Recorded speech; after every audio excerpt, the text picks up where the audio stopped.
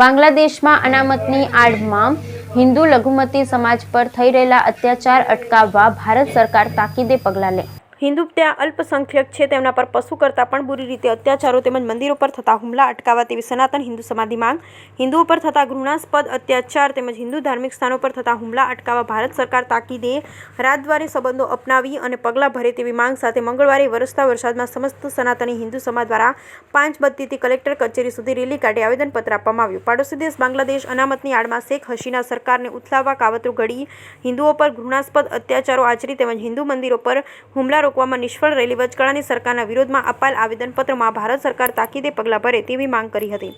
જન આક્રોશ રેલીના બેનર સાથે હિન્દુ સનાતની સમાજ દ્વારા કાઢવામાં આવેલ રેલીમાં મોટી સંખ્યામાં નાગરિકો જોડાયા હતા। બાંગ્લાદેશમાં હિન્દુ સમાજની તમામ પ્રકારની સલામતી માટે સત્વરે પગલાં લેવાય તેવી માંગ કરી હતી। વિશ્વ હિન્દુ પરિષદ આંતરરાષ્ટ્રીય વિશ્વ હિન્દુ પરિષદ ભરૂચ, સમસ્ત હિન્દુ સનાતની સમાજ આંતરરાષ્ટ્રીય ભવનામૃત સંઘ, ઇસ્કોન, હિન્દુ ધર્મ સેના ભરૂચના વિવિધ સંગઠનના અગ્રણીઓએ પણ આ રેલીમાં ઉપસ્થિત રહી ભારત સરકારની રેલી સાથે કલેક્ટરના માધ્યમથી તાકીદે પગલાં લેવાની તાકીદ કરી હતી। जय श्री राम। पिछले काफ़ी दिनों से बांग्लादेश में आंदोलन के नाम पर जो आंदोलन आरक्षण के नाम पर शुरू हुआ था, छात्र आंदोलन, वह हिंदू विरोधी आंदोलन बन गया। वहाँ रह रहे हिंदुओं के घरों पर हमले हो रहे हैं, उन्हें उनके घरों को जलाया जा रहा है, संपत्तियों को लूटा जा रहा है, माताओं बहनों की इज्जत लूटी जा रही है, धार्मिक स्थलों को जलाया जा रहा है और यह सिलसिला अभी तक चल रहा है।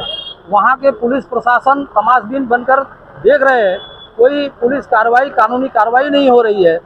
यही दिन 1945 में डायरेक्ट एक्शन डे के नाम पर कलकत्ता के हिंदुओं ने, केरल के हिंदुओं ने देखा था।